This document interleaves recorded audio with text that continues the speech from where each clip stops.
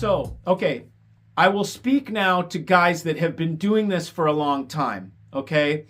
So from our standpoint that have been doing this a long time, it's the same old shit and much more of it, okay? There are more brands than I've ever seen at a show, just new brands, okay? Everybody and their freaking brother is a hi-fi designer now, okay? So it's going all the way down to YouTube people that are now creating their own hi-fi gear. Kudos to them. This is America. Bring whatever you want. We're free to do whatever we want. That's great. More fluff than I've ever seen in my life. This industry is becoming full of fluff, okay? What do I mean by that? It's about look. So much of how we buy. Look, 15 years ago, 20 years ago, when I was going to the shows, it was about substance. What does it sound like? How good does it sound? It was not about so much as look. A couple companies did look, but not like now everybody and their brother. So what it's saying to me is they're trying to attract you more so with looks. So whatever's happening in society, whatever's happening in the world, we are more concerned about look now than we ever have been, because I can see it in the hi-fi gear. From the little shit all the way up to the top, people are more concerned with looks. So there's all these efforts to make things look the part, okay? This makes it even more confusing for you guys because everything looks the part, okay? But does it deliver? No, everything does not deliver. Is the gap closer? Yeah, it's much closer. I've got to say another point. There was a lot less shitty systems there than I've ever seen. Almost every room was good. I could say, normally, okay, I used to be able to say, there was 3 rooms I can remember standing out and impressing me. Now it's like there's 3 rooms that I can remember out of everything I saw that were crappy enough that I remember them as being horrible, okay? That used to be a higher ratio. So the gap between good and great just got closer, okay? So almost every room sounded good. Almost every room looked good, okay? So for you guys to figure it out, now I'm talking to the guys that are kind of new at this and kind of fresh at this. It's going to be harder than you forever to decipher what is the great equipment, because nearly everything sounded good and looked the part, okay? So you have to have an even more fine-tuned ear to understand the difference between the truly great and impressive stuff and the good stuff, okay? It's not that hard to make good sounding stuff. It is very hard to make impressive, great sounding stuff, okay? This is where I come into the picture. This is what the service that I provide for my clients is. I cut through that. My ears, after 23 years of doing this, exhibiting, being a manufacturer, I understand how to go in and decipher if this is just good or if it's truly impressive. There was a few truly Margules and Rideho. That was impressive when I went in there. Okay, Radeho, however the hell you say it, expensive speaker. Okay, Margules, Julian, Carlos, the guys from Mexico. I will come down and visit you guys someday, and just because I want the food. That's really it. And I love you guys. It was great to see you, Julian, man. This is a man who is passionate about hi-fi. You know it when you meet him. He is of our tribe. He is our people, okay? So I saw him, AGD, man, great room. It was totally full. I saw Alberto and his prettier half, Daniela.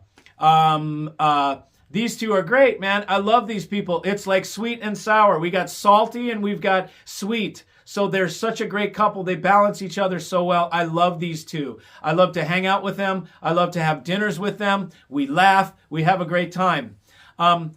My epiphany, more than anything, this show was about the people for me. I got to see people that I love. I met Ron Resnick from What's Best for Him. What a great guy, man. This dude is good energy.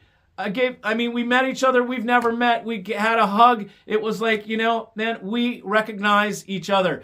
True energy. People that have the same energy and the same love for music and the same passion, we recognize one another and we magnetize to one another. So it was great to see Ron Resnick. Ron, killer to see you and meet you and hug you, man, and hang out with you. So, there was the people. I had a great time with the people, and those are the memories more than anything that I have from the show. Let me go a little bit more into my synopsis of the overall holistic feeling that I got from the show.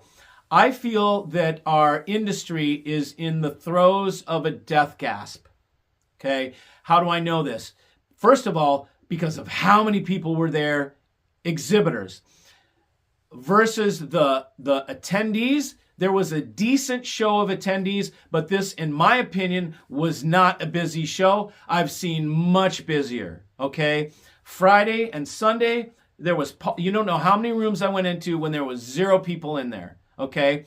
Saturday was the busiest day, and I could still walk through the hallways, man, but I couldn't get down a freaking hallway without getting stopped and talked to. I was seeing people I hadn't seen in a long time. I was saying hello. I was catching up, and it was, great to see Zev from Pure Audio Project. You know what, Zev and Thomas, these are guys that are passionate about the hi-fi arts. Zev especially. Man, I wish Zev could have made it to the party and danced with us, because I know Zev would have had a blast at our funk disco party where we danced all night long. It was great. Thank you, Andy, for having that. We had a speech or a little discussion by it was a speech from the woman that came from she represented the battered women's shelter, and she greatly thanked us for what we were doing for the shelter, told us about how much it helped. We raised a decent amount of money with this fundraiser, and it was great to give back. I got to tell you, the amount of people that were there from Hi-Fi. I brought a couple of my Canadian friends, and they had a blast. They were thanking me again, and thank you, Mikey, for bringing us to this party, because it was great. We were all boogieing, and man, this was a throwdown. It was a lot of fun. Now, look, you don't have to. I'm sober. I don't drink alcohol. Okay, one of the guys that was with me was sober. Andy, who's throwing it, barely drinks. So don't think of this as a bunch of idiots getting drunk, because that's not what we do when we party. When I say we're partying, I mean we're dancing, okay? We are dancing. We are grabbing dance partners. We are dancing together. We are showing our moves. We're eating wonderful catering. There's drinks there for those that like to drink, and but that's not my thing. But it was a blast, man. I'll tell you this much. There's no party or anything that I will do the rest of this year that will be as fun and as genuinely fun, having fun with strangers, than that party. So thank you, Andy, for bringing that. Let me get back to the show. Tons of fluff. You guys that are new are going to have a really hard time trying to decipher. Everybody and their brother is trying to get a piece of the hi-fi game these days. Everybody's bringing product, man. I mean, left and right, from Buddhist monks. I saw speakers made by Buddhist monks.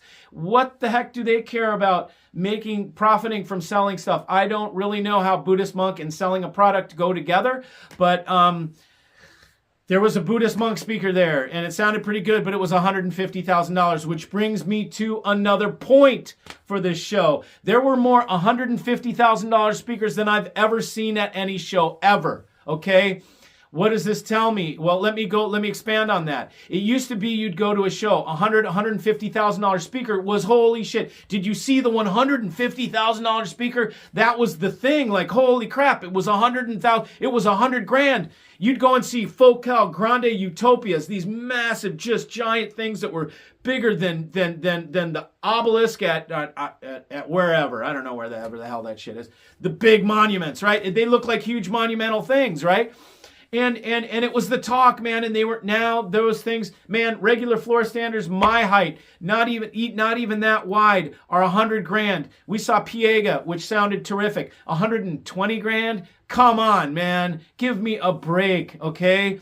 Man, everybody's going to $150,000 speaker, $100,000 plus speakers. What does that tell me? That tells me manufacturers are scrambling for the high end because the middle group is being eviscerated. That tells me they are going for buyers that don't give a shit about audio.